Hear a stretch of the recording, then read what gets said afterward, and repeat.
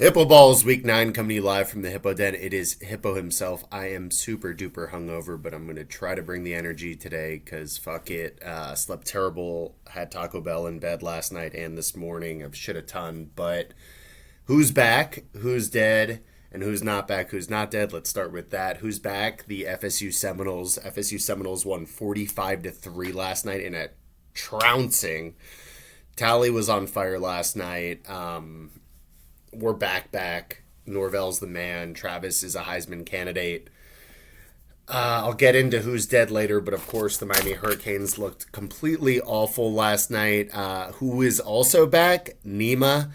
Nima had his trigger fingers turned to Twitter fingers last night, and he kept all the receipts of all the people who've talked down to FSU over the years, and he killed everyone on the bird last night. Give this man his blue check mark ASAP. He was calling Mario Cristobal Super Mario Taggart. He told Canesville to shut down their Twitter account.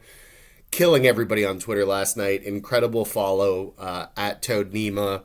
Good for Nima. Nima way up. Been a long-suffering Knowles fan, so that's good to see. Who else is back? Black Israelites. That's kind of what Kyrie, I think, thinks he is. Louis Farrakhan, who super duper hates the Jews. They think they're the real Jews and we're the fake Jews. Not great. Twitter talking all about it, saying that we're not Semitic. They're Semitic, we're not Semitic, and you can't be anti-Semitic if we're Semitic already. Very confusing stuff.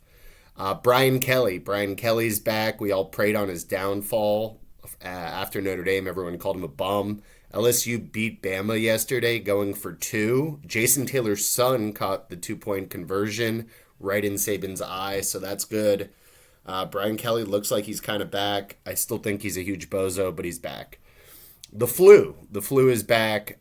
People have been getting knocked out of NBA games, and some NFL players have been getting the flu. I just got my flu shot this week. I think you should too. The flu is back somehow. During COVID, I guess there wasn't a flu, but now there's a flu back. Powerball 1.9 billion. No one has won for like 90 days in a row. If you win the Powerball, you get like 500 million in your bank account. Pretty cool. Would be nice to win the Powerball. The Astros won the World Series yesterday. I didn't watch any of the games, but good for the Astros. They used to cheat, and now they, I guess, didn't cheat, and they still won, so that's good for them. Cher, 76-year-old Cher is dating Amber Rose's ex. Crazy that Cher's still out there killing it. Must have some super bomb-ass pussy to be crushing Amber Rose's ex. This guy who's some music executive. Cher's just out at Tyga's party. Crazy that Cher's still relevant and killing it. Good for Cher. Trump seems to be announcing his return to politics, and it looks like he's going to run next election. He called Ron DeSantis sanctimonious. Pretty good burn. Love to see a heavyweight fight of DeSantis v. Trump, like Kong v. Godzilla. Should be good. Might help the Democrats, I guess. If they both kill each other, then Sleepy Joe just walks in for the win, I think. I don't know. We'll see who runs. If DeSantis actually decides to run, if he lays back for a year, if they both kill each other. Exciting political stuff. Lastly on the Who's Back list is Daylight Savings Time. Daylight Savings Time last night, clocks moved back at 2 a.m. for an extra hour of daylight. Originally, this is still pushed by the Department of Commerce, and they thought that if you give workers an extra hour of daylight when they leave their jobs, they're more likely to shop if it's during the day. And one of the early backers of Daylight Savings Time was Abraham Lincoln Filan. Not Abraham Lincoln Filan, whoever that guy is, of Filan's department stores in World War I, because he wanted more people to buy his shit. So he told everyone that we should do Daylight Savings Time. Benjamin Franklin in the late 1700s was a backer of Daylight Savings Time as well, because he calculated you could save millions of pounds of candle wax every year if residents woke up earlier and went to bed earlier. Right now we have 19 states who say we should just spring forward and be done with Daylight Savings Time, including Florida and our very own Marco Rubio, who's trying to pass the Sunshine Protection Act, and it's already passed through Senate and it's waiting on the House. That is your daylight savings update. On to who's dead. Miami Hurricanes football program is done. I know that these are not Cristobal's recruits, but it's really, really, really bad. It's a baseball school. I mean, they could pay for all the recruits they want. It's really embarrassing. I don't even know if you take the money, if you're a good recruit, you want to be there. You can get money from someone else. Not great for the Hurricanes. Moving on, Aaron Carter. Aaron Carter died. RIP to Aaron Carter. He may have beaten Shaq, but he did not beat substance abuse. It looks like he drowned in the tub, I believe. Sad stuff for the Carter family, but he's been pretty not great for the past couple of years. Moving on to the Packers. The Packers say they tried their best to trade, but still got nothing. Every year, I feel like they do the same song and dance that they try. Oh, we tried to get Aaron Rodgers some weapons. They say they tried to trade for Darren Waller, Jerry Jeudy, and Claypool, but people just didn't pick up the phone, I guess. Got no help. Doesn't look like they're going to get any help. Aaron Rodgers, again, playing with like Christian Watson as his number one wide receiver. Pretty ridiculous. Who's not dead but not back? J.K. Rowling. J.K. Rowling, known super hater of transgender people, J.K. Rowling, and super right-wing person, J.K. Rowling. Warner Brothers wants to make more Harry Potter movies, and I guess they said, we love money, so fuck it. She can say whatever she wants to say. Harry Potter makes trillions of dollars for them, and I guess fuck the transgender people. Not my words, that's their words. Democracy, not dead but not back. Tuesday we got midterm elections. Go out and vote for whoever you want to vote for, of course, but democracy kind of not great these days. Everyone should vote. And last but not least, NFL trade deadline. Teams want to move from week 10 or 12, want to move it up to week 10 or 12. They think there's not enough time, and of course, as the season goes on, more teams become sellers and more teams become buyers. They think it's good. I think it's good for everybody too. I don't think moving up our trade deadline in fantasy would be a good idea, because then some teams would already be out of it, and there would be collusion, and people who are up would try to buy really shitty teams. So I like where it's at now. NFL weather. NFL weather, the only game that matters is Miami at Chicago. 15 mile per hour sustained winds and gusts up to 25 miles per hour. I don't think that should matter much, but it might affect some passing. On to matchups. We got Nima versus Vivek.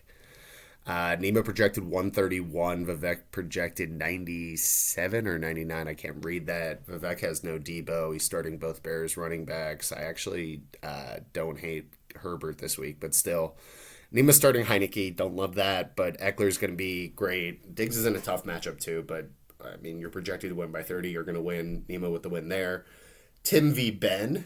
In a rivalry matchup, Tim's playing Waller. Waller's probably dead. He's a game time decision, but even if he does play, I don't love Waller. Elliott got you 3 points. You got no Christian McCaffrey. You're starting Pacheco. Ben had 16 from A.J. Brown. Lazard's a game time decision. He has to start Deion Jackson because JT's out again. We'll get into how Bird is killing all his players before sending him off. But give me Ben. No CMC. Ben for the win. Navid and Eli in one of the games of the week. Navid projected 120. Eli projected 119. Navid already got 8 from Philly. He has no Saquon. He's starting Darrell Henderson, who I think is garbage, especially with Cam Akers kind of back but not back. He's he's on the not back but not dead list for sure, Cam Akers. Eli starting Isaiah Likely, who I wanted to pick up in my trade, but I didn't get there quick enough. No Mark Andrews. He's playing injured Swift, who today they came out and said, like, basically he's going to play, but not really. James Conner, probably also the same. If he does play, I don't love it. He's also starting both Lions running backs, Jamal Williams and Swift. I think with Swift and Conner injuries, not great for you. Give me Navid and a squeaker. Jan v. Sean. Jan projected 99. Sean projected 131. Sean already got a huge game out of Dallas Goedert, 24, and Dameon Pierce, 16. Dameon Pierce had like 180 rushing yards, but no catches, so it turns into 16. Still a great game. Jan had Devonta Smith get 4. He has no Chubb. He has no Najee Harris, no Judy. Jan's dead this week. Give me Sean in the win there. Other game of the week. Kind of toilet bowl, but it should be a good matchup. Siegel, Gabe. Siegel projected 108. Gabe projected 114. Gabe already had 15.3 for Miles Sanders. Ben crossed the picket line and actually traded with Gabe, which is, of course, frowned upon. Gave him Tyler Higbee when he had both tight ends on bye. I don't hate the trade. It's just, he has Fields starting. I love Fields this week against the Finns. I think that's a good matchup. Siegel has Antonio Gibson with no McKissick, so he's going to catch a bunch of balls like that. No Keenan Allen because Vivek killed him before he sent him off to his team. Deontay Foreman, who I think is going to be very good again. There's no Hubbard again this week. And Andy Dalton on Monday Night Football over Brady. Ridiculous start, but also I like it because that means this matchup's going into Monday night, and if Andy Dalton puts up 5 TDs, that's hilarious. Give me Siegel with an Andy Dalton amazing win on Monday night, 3 tutties. Lastly, we got me versus Noah. I had 24 from Hurts, which of course isn't terrible, but for Hurts you need more, especially if you're playing Noah, whose team is actually very good. I'm starting Josh Palmer because Amari Cooper was on bye, but then I traded with Ben, and I got CeeDee Lamb. Like that trade for me, I think. I traded away Tua, which is a bummer, but I'm never going to use him with no Hurts. I think Etienne has another great game. I need Taysom Hill to do something on Monday night. That Monday night game is going to be good for everybody, hopefully. Noah has Herbert playing with just Josh Palmer as his wide receiver. I hope that doesn't go well, and Fournette's kind of been trending down. I want to say me, but I'm projected to lose by 11. Fuck it, give me in the win there. Picks of the week. Finns -4, smash spot. Put all your money on it. Put your life savings on it. We got Bradley Chubb. I don't know how much he'll play, but Finn's offense is great. Bears are pretenders. I know they beat the Patriots, and everyone's like, oh, they're back. They're not back. Fields is fine. He's playing a lot better, but the Bears still are the Bears. Finn's offense is buzzing. Defense is getting better. Secondary kind of still sus, but that's fine. Also, give me over 46.5. Over 46.5. I love that bet. Also, Falcons plus 2.5 at home versus the Chargers. They get Cordell Patterson back. Falcons are playing pretty good for their shit team. They're actually playing very hard. The Chargers' whole wide receiver core is down. Chargers kind of pretenders as well. Falcons at home, I like it, plus 2.5. Jags plus 2.5 at the Raiders. Josh McDaniels is a horrific coach. Last week they laid an egg. Jags with Etienne, I think, do very well. I always bet the Jags and I always lose, but I like the Jags here at home, plus 2.5. I'm going to give you some prop bets. Deontay Foreman over 70.5 versus the Bengals, like that.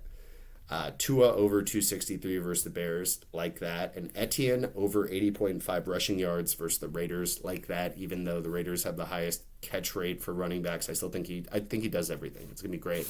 Have a good week.